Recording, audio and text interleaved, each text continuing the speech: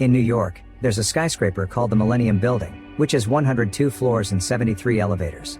On the observatory deck, guards Andy and Gary are using the telescope to spy on the neighbor, who is having a very naughty party. As it starts to rain, the guards go back inside before some lightning causes the power to fail for a second. While Andy goes to the bathroom, Gary notices his watch acting weird at the same time the elevator opens. As thunder continues to crash outside, Gary struggles with the elevator doors because they refuse to stay open. Suddenly Gary's flashlight turns on by itself, and when he tries to turn it off, the elevator doors shake along with his hand. At that moment the doors close and Andy hears Gary scream, so he immediately goes back. He finds Gary holding a destroyed flashlight and blaming the elevator, which he is afraid of now. Andy thinks it's nonsense and forces him to come along. The next day, a group of pregnant women finish their yoga class and get in the elevator. They notice it's going down faster than usual when suddenly the box sparks and stops. The guards hear the alarm and point out it's the third time this week that this happens, but they never find anything wrong with the elevator. In just a second the alarm shuts down and the guards assume the elevator is working again, so they don't call maintenance. However, the elevator is still stuck, and when the women try to press the emergency buttons or use the emergency phone, nothing happens. Their own phones have no signal either, so the women have to wait. Eventually the guards get a call from another tenant saying the elevator isn't working, which surprises them because the lights on their computer are fine. In the elevator, the women are starting to lose their patience because it's getting too hot and hard to breathe. When maintenance finally arrives, the guards cut the power so the technicians can force the door open, but not even the key works. Meanwhile, the women activate a very loud alarm by accident and at least 2 of them start having contractions. In just a few minutes, all the women are feeling the contractions and one of them even starts giving birth. The maintenance team announces the doors are stuck, so a guard arrives with an axe, desperate to help because one of the women is his wife. A technician thinks it's too dangerous and tries to stop him, so they end up fighting on the floor. At that moment the elevator starts going down really fast even though the power is still out. When the elevator makes it to the lobby, the guards run to open it and are shocked to find actual babies inside. Meanwhile, technicians Jeff and Mark stop at a diner to have breakfast and Mark calls out a rude man for mistreating the waitress. The man responds by punching Mark, throwing him at a table before leaving. Their breakfast is interrupted when they get a call from their boss telling them to go to the Millennium Building to fix the elevator. At the same time, reporter Jennifer is sent to the Millennium Building to cover the incident with the pregnant women, who are now being taken away in ambulances.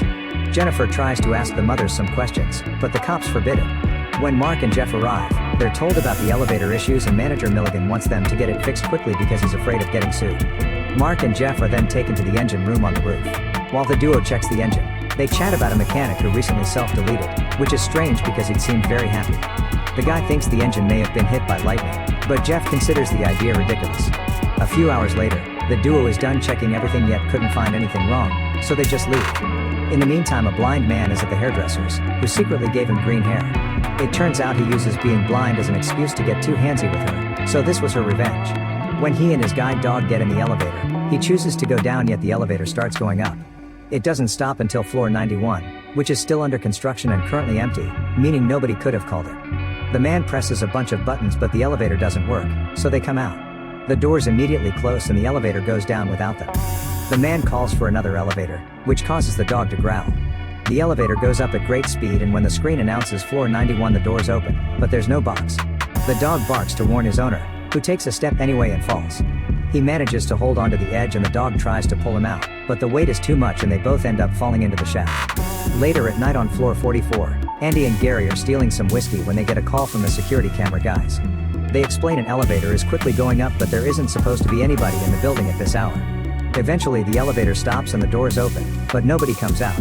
Gary and Andy try to check on it, but Gary accidentally bumps against a statue and the noise causes the elevator to close the doors and leave. The duo runs downstairs and finds the elevator open again on floor 40, but it closes as soon as they come closer. The little screen announces it's going back to floor 44, yet when Gary's flashlight starts malfunctioning, the doors open even though there is no box behind them. Andy takes a look inside and finds the dead guide dog hanging on a metal beam. At that moment the doors close, capturing Andy by the neck. Gary tries to help him out but the doors are stuck. Suddenly the elevator box starts coming down and pushes Andy down until he gets decapitated against the edge. The next day the Millennium Building closes all the elevators down, which leaves hundreds of tourists stranded outside. The press isn't allowed inside and the cops refuse to share any information. Milligan has a meeting with the assigned detective, who explains they've checked the security cameras but they can't find any intruders in the building. Mark and Jeff are called to check on the elevators again, but Mark is going through a hangover and runs to the bathroom to throw up. Suddenly he's found by Jennifer, who is pretending to be a cleaning lady but Mark can tell she's a reporter. She takes a picture of him and asks him questions, but Mark refuses to answer. When he leaves the bathroom, Jennifer tries to follow him, only for the guards to kick her out. Afterward, Mark and Jeff report to Milligan, telling him they didn't find anything. With the detective's support, Milligan announces they'll open the elevators again. The next day when Mark goes to work, all his friends mock him because of something on the news. A confused Mark is called to his boss's office, who is furious because the newspaper has printed Mark's picture with a clickbait title. Jennifer quoted a sarcastic comment Mark made about elevators, and now the police considers him a suspect too. Mark is also shocked to learn he's been assigned a new partner. When he looks out the window, he sees Jeff arguing with a scientist called Gunther. Mark asks his new partner about the mechanic that self-deleted and learns he used to be Jeff's partner. In the city, two friends are roller skating everywhere, not caring about bumping into other people or cars. Eventually, they make it into the parking lot of the Millennium Building, where one of the skaters is accidentally hit by a vehicle while the other one just keeps going. While the fallen man checks on his injuries, all the car's wipers start moving at the same time an elevator opens. A very bright light sucks the man in, and moments later it ejects him on floor 86. The body flies across the room, breaks a window, and goes through the fence to then fall off the building, dying as soon as it crashes to the ground. Seeing the incident on the news, Mark rushes to the Millennium Building, but he's not allowed to come inside. On his way back, he sees Jennifer among the other reporters and follows her until she apologizes for her article. She shares some details about the incident, explaining that the police think the guy jumped to self-delete, but she believes there may have been some foul play. On the lobby, a little girl manages to escape from the nursery and sits to play in front of the elevators. Suddenly an elevator door opens, and when the girl approaches it, it closes and a different elevator opens next. This goes on for a while, and the girl has lots of fun running from one door to the other. When the elevator in the middle finally opens as well, the box goes up a few inches to leave a gap under it, and the girl looks inside. At that moment, the nursery teacher and Milligan hear her scream, so they run to the lobby to check. Thankfully, the girl is fine, but her doll has been destroyed. When Milligan looks at the elevator, he finds a doll arm stuck in the door. The night Mark is studying the elevator blueprints at home when he hears a noise outside and notices a shadow behind the door. He grabs a bat and opens the door, only to find Jennifer, who has brought a video for him to watch. It's a security recording showing the whole incident with the roller skater, and Mark thinks this proves the guy self-deleted. However, Jennifer rewinds the tape to show him the timestamps. The elevator only took 2 seconds to go from the parking lot to floor 86, which should be impossible. Mark finally agrees something fishy is going on and brings Jennifer along to visit Jeff, who hasn't been answering his phone. Jennifer asks him to watch the tape, only for Jeff to freak out and yell at them before leaving in the van. This isn't usual behavior, and when Jeff's wife comes out of the house, she confirms Jeff hasn't been himself lately. Jennifer and Mark leave and decide to have dinner together, during which Jennifer admits she thinks the elevator is haunted. After dinner, they go to Jennifer's office and use her computer to search information on Gunther, since he's the one who designs the elevators for the company. He used to work for Codelt Industries, which was shut down after an investigation regarding bribery and illegal use of government money. Another article reveals the company used to work for the army making weapons. At that moment, Jennifer's co-worker Chip walks by and notices the article they're reading, so he shares what he knows. Codelt got in trouble for making biochips, which are computer chips based on live tissue. They built a computer base on dolphin brains that developed a mind of its own, and the chips became able to reproduce themselves, so the whole computer grew and behaved like an actual living organism. However, nobody knows what happened to it. Chip never heard the name Gunther, but he agrees to help them look for information. On their way home, Jennifer tells Mark she believes the elevator is haunted. The next day, Milligan gets in the elevator and some blood drops fall on his shoulder. When he looks up, he finds the hatch open. Suddenly, the elevator stops and Jeff's dead body falls through the hatch. A terrified Milligan crawls out, but soon more employees see the body too. Mark receives a call with the terrible news, so he and Jennifer rush to the press conference to get some details. To the duo's shock, Gunther is sitting on the table with Milligan, the detective, and Mark's boss. The detective explains Jeff had been a suspect and now they're sure he was involved in all the incidents. He also claims that the police received a note from the murderer. Mark can tell he's lying, but when Jennifer tries to ask Gunther about the biochips, he stops her because he thinks knowing it would make them look like suspects too. The duo leaves the building and Mark theorizes that the police are helping Milligan covering it all up. He also tells Jennifer about Jeff's previous partner, saying he's starting to think the self-deletion story had been a lie too. They go to Jeff's house to look for clues, but the police has already taken everything. Jeff's wife points out that he died the same way as his partner, which confirms the self-deletion story was a lie. Next, Jennifer and Mark visit Jeff's partner's widow, but she won't open the door, so Jennifer picks the lock. When the duo comes inside, they find a creepy altar dedicated to the dead guy. The widow finally agrees to talk and explains her husband was killed when they left him bleeding inside the building for 3 days. She thinks his spirit is still around and will only find peace when he gets his revenge. At the Millennium Building, a large group of people get in the elevator, which starts going up very fast and doesn't stop on any of the floors the tenants chose. Soon everyone starts crying or yelling in panic, and a child wets his pants.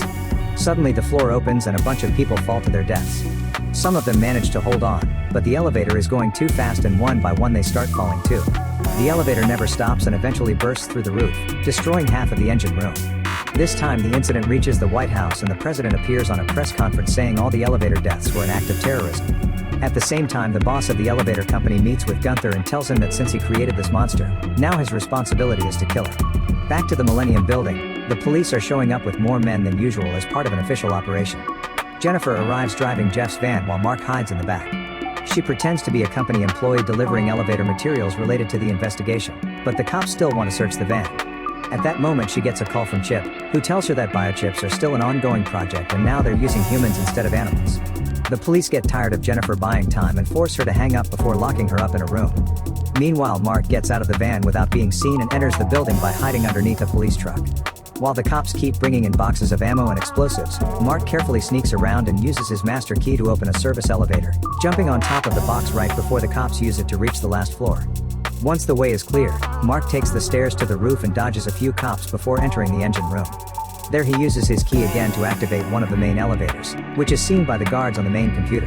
After grabbing a lamp, Mark goes back to the last floor and rushes into the main elevator right before the cops could see him. At first it doesn't move, but when Mark touches the hatch, the elevator immediately starts going down pretty quickly. Using the buttons does nothing, so Mark forces a short on the elevator to finally make it stop. Next Mark climbs on top of the elevator box and uses the buttons there to control it. He goes up a few floors and makes the elevator stop when he notices a mysterious message on the wall written in blood. Mark checks inside a hole and is startled when a bird flies out, but there's nothing else so he starts going up with the elevator again. A few floors later, he finds a strange white substance on another hole and sparks on the cables above. When he tries going higher, the police make it to the engine room and deactivates the elevator, so now Mark has no choice but climb up using the cables. He discovers a compartment in the wall and forces it open, which makes the box in the engine room shake and spark too. Inside the compartment he discovers the large glowing biochip and doesn't hesitate to stab it multiple times. At the same time the elevator box in the engine room catches on fire and starts going down. The biochip hasn't died yet so Mark keeps on stabbing. The cops use explosives to blow the elevator door up and they start going inside, intending to capture Mark.